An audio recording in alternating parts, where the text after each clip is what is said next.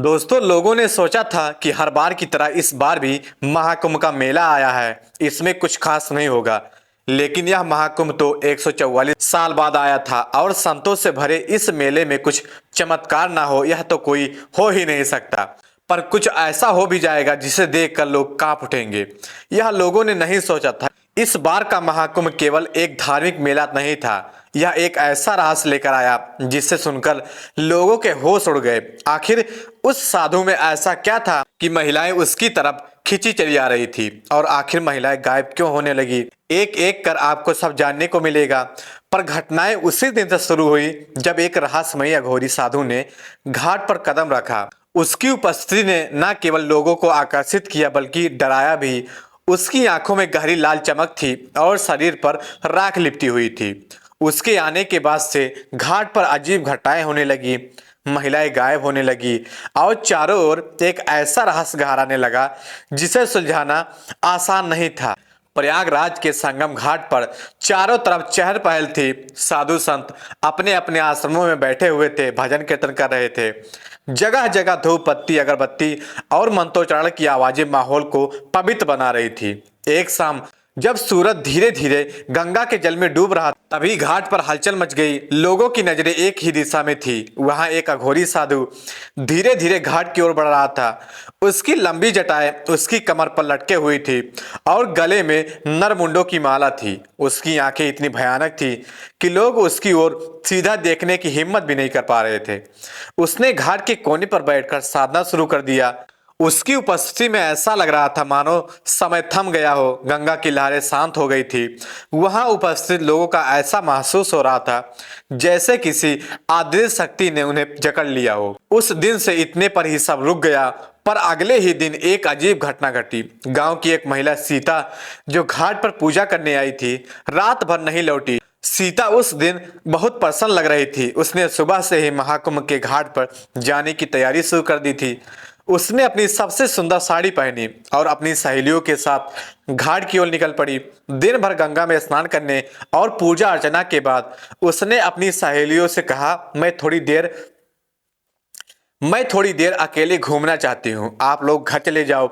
सहेलियों ने उसे समझाया कि अंधेरा होने से पहले तुम लौट आना, लेकिन सीता ने उनकी बात को अनसुना कर दिया।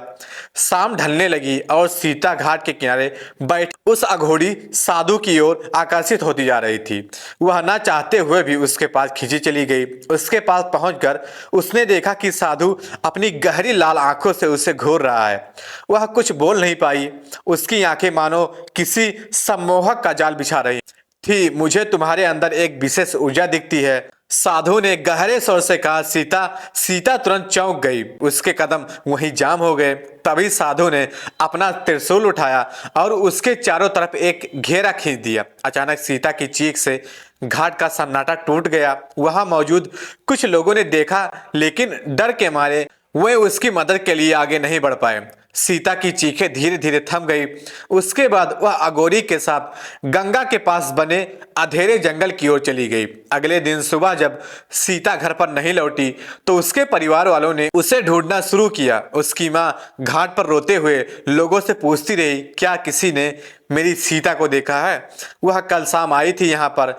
कुछ लोगों ने बताया कि उन्होंने सीता को साधु के पास जाते हुए देखा है, लेकिन उसके बाद क्या हुआ यह कोई नहीं जानता।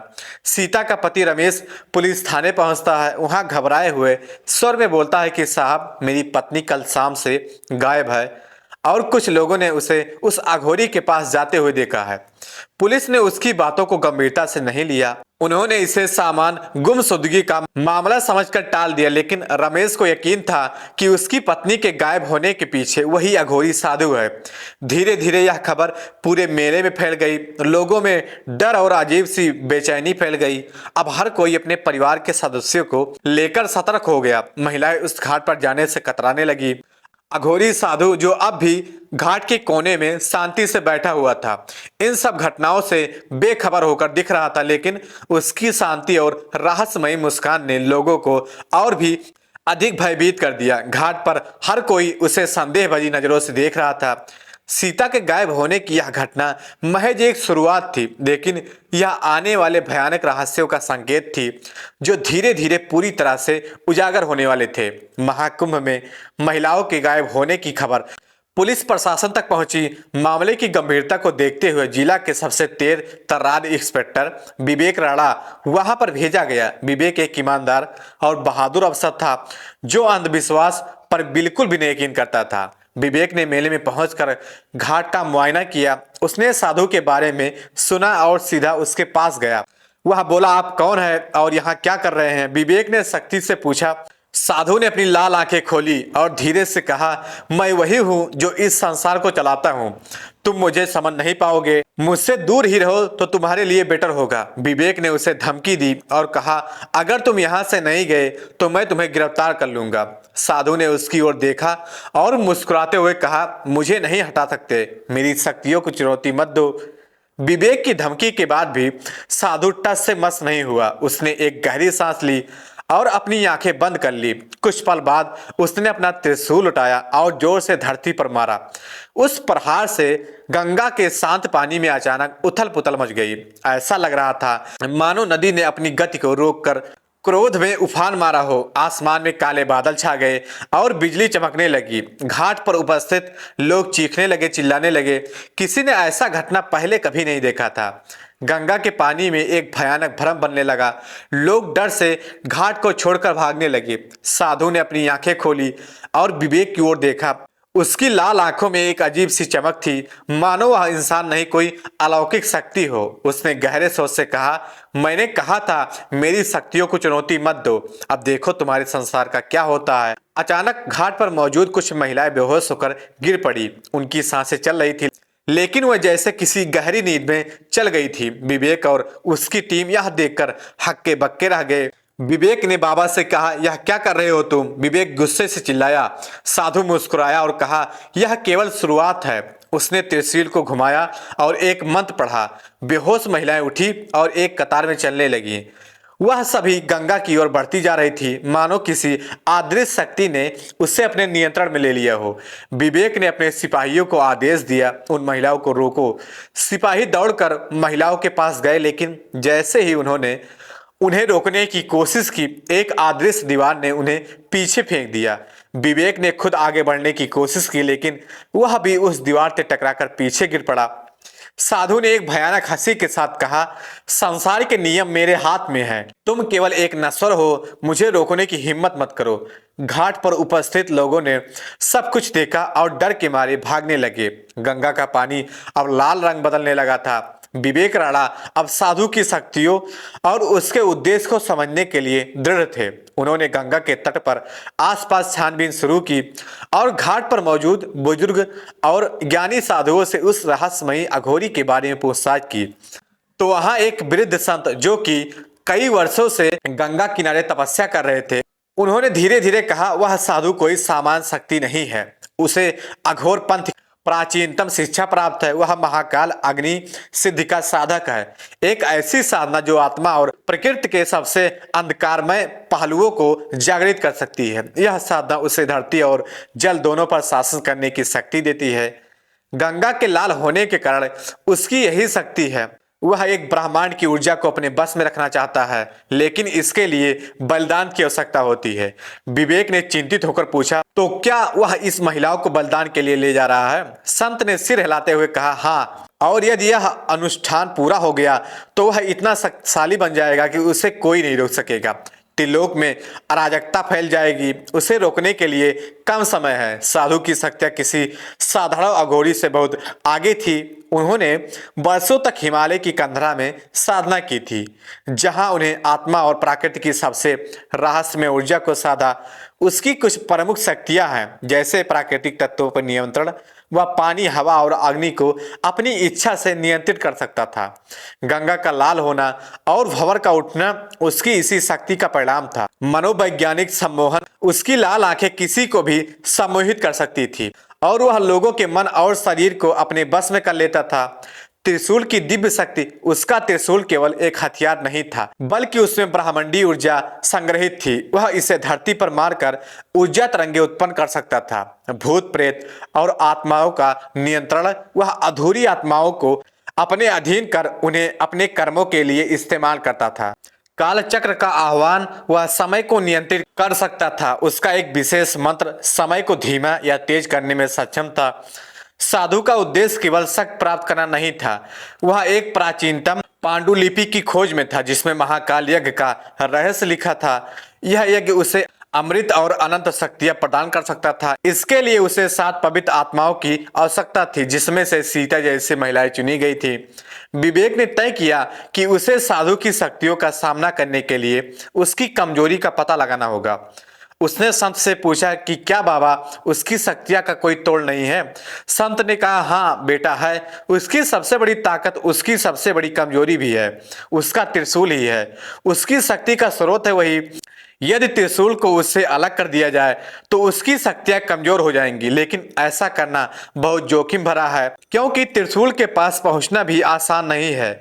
जो कोई इसे छूने की कोशिश करता है वह जलकर राख हो जाता है। विवेक ने संत के साथ मिलकर योजनाएं बनाई। वह जानता था कि अकेले लड़ना संभव नहीं है, इसलिए उसने घाट के अन्य साधुओं और तपस्वी से सहायता मांगी। संतों ने तय किया कि गंगा किनारे सामूहिक रूप से हवन और मंत्रोच्चारण किया जाएगा, जिससे घाट का सकारात्मक ऊर्जा फैले और अघोरियों की शक्तियां कमजोर पड़े। साधु जो घाट पर अपनी साधना में लीन था, अपने चारों ओर होने वाली हलचल को भांप गया। उसने अपनी आंखें खोली और दूर खड़ी विवेक को देखा। उसकी मुस्कुराहट और भी गहरी हो गई। तो वह बाबा कहा कि तुमने मुझे चुनौती देने का साहस कैसे किया। उसने गहरे स्वर में कहा। उसने अपनी आंखें बंद की और कुछ मंत्र पढ़ने लगा। अचानक घाट पर भयंकर आंधी चलने लगी। गंगा का पानी और भी लाल हो गया। साधु ने अपने त्रिशूल को उठाया और हवा में घुमाया। एक तेज रोशनी का गोला बन गया जो सीधा घाट पर मौजूद हवन स्थल की ओर बढ़ा। घाट पर संतों और तपस्वी विवेक के नेतृत्व में हवन शुरू किया गया। चारों ओर मंत्रोच्चारण हो रहे थे, वहां पर हवन हो रहे थे। घाट का वातावरण सकारात्मक ऊर्जा से भरने लगा। साधु को यह एहसास हो गया था कि उसका साम्राज्य खतरे में है। उसने अपनी आंखें बंद की और गहरे स्वर में एक मंत्र पढ़ा। त्रिशूल से उठी एक ऊर्जा ने हवन स्थल को निशाना बनाया था, लेकिन संतों के मंत्रों की शक्ति ने उस ऊर्जा को रोक दिया। साधु के चेहरे पर गुस्से की लकीरें भर आई। उसने अपने हाथ में राख उठाई और उसे गंगा की ओर फेंक दिया। उस राख के गिरते ही गंगा के पानी में प्रेतों का एक झुंड निकल आया। यह प्रेत हवा में तैरते हुए हवन स्थल की ओर बढ़ने लगे।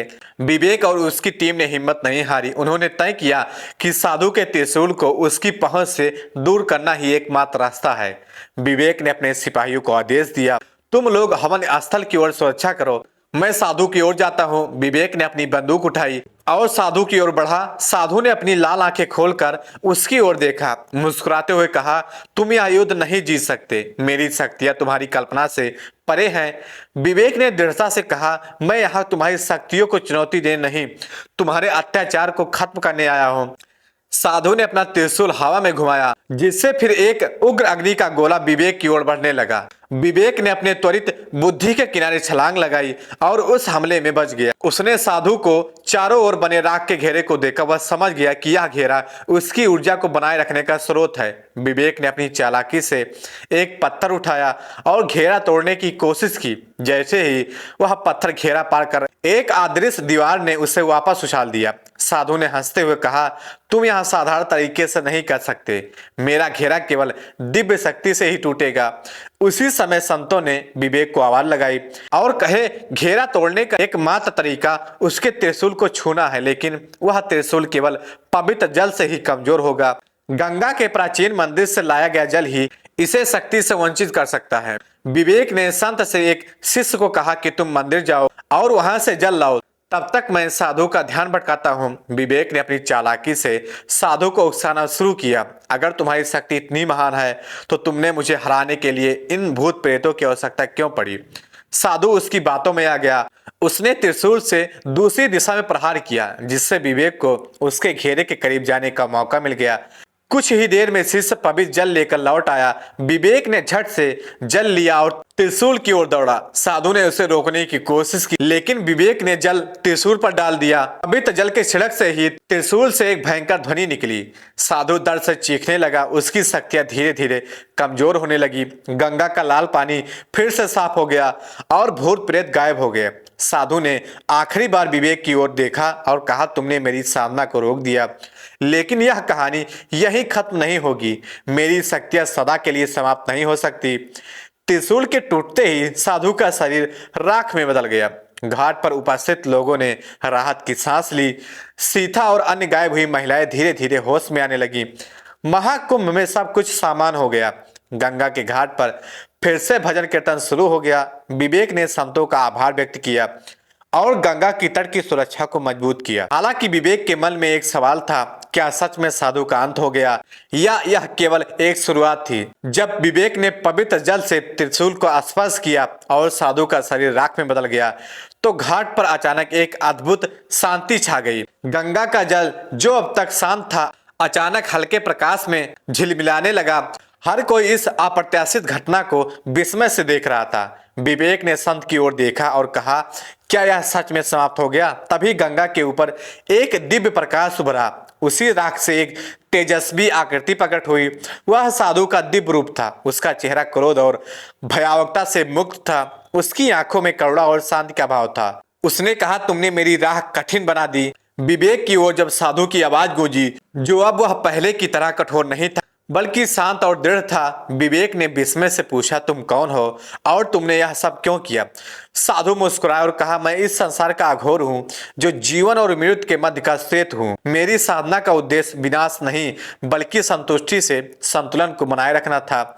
जो शक्ति मैंने अर्जित की थी वह केवल योगतम के हाथों में होनी चाहिए थी। यह त्रिशूल जो ब्रह्मांडीय ऊर्जा का केंद्र है, अराजकता और शांति दोनों का कारक बन सकता है, मैंने इसे गलत हाथों में जाने से रोकने के लिए एक कठोर मार्ग चुना था। साधु ने आगे कहा, मनुष्य अक्सर उस चीज को नहीं समझता जो उसे दिखाई नहीं देती। मेरी शक्ति को तुमने चुनौती दी, लेकिन यह तुम्हारा साहस और दृढ़ता थी जिसने तुम्हें इस परीक्षा में उत्तीर्ण किया। यह त्रिशूल अब गंगा की गहराइयों में विश्राम करेगा जब तक कि संसार को इसकी आवश्यकता ना हो। साधु ने त्रिशूल उठाया और उसे गंगा की ओर धारा में प्रवाहित कर दिया। जैसे ही त्रिशूल जल में समाया, गंगा की लहरें स्वर्णिम हो गई। साधु ने अपने हाथ को आकाश की ओर उठाया और कहा, मैं अब वापस वहीं जा रहा हूँ जहां से आया था, विराट शून्य में, जहां केवल शांति है। याद रखना, यह संसार संतुलन पर आधारित है। जब भी संतुलन बिगड़ेगा मैं फिर लौटूंगा। साधु की आकृति धीरे धीरे प्रकाश में विलीन हो गई। घाट पर मौजूद लोग उसकी दिव्यता को लेकर निःशब्द थे। विवेक भी उसकी बातों से प्रभावित हुआ। उसने महसूस किया कि सत्य और न्याय के मार्ग पर चलने के लिए केवल शक्ति नहीं बल्कि विनम्रता और विवेक की आवश्यकता है। गंगा की लहरें शांत हो चुकी थीं और आकाश में सूरज की पहली किरण ने नया सवेरा किया। घाट पर मौजूद हर व्यक्ति के मन में उस दिव्य आत्मा के प्रति श्रद्धा का भाव जाग उठा। दोस्तों, इस पूरी घटना को सुनाने का उद्देश्य किसी को परेशान करना नहीं था, किसी का दिल दुखाना नहीं था, बल्कि आप लोग को जागरूक करना था, आप लोग को सचेत करना था। दोस्तों, कहानी कैसी लगी कमेंट बॉक्स में जरूर बताएं। अगर चैनल पर नए हैं तो चैनल को सब्सक्राइब करें, शेयर करें और ज्यादा से ज्यादा लाइक करें ताकि हमें मोटिवेशन मिलता रहे। तब तक के लिए जय हिंद, जय भारत।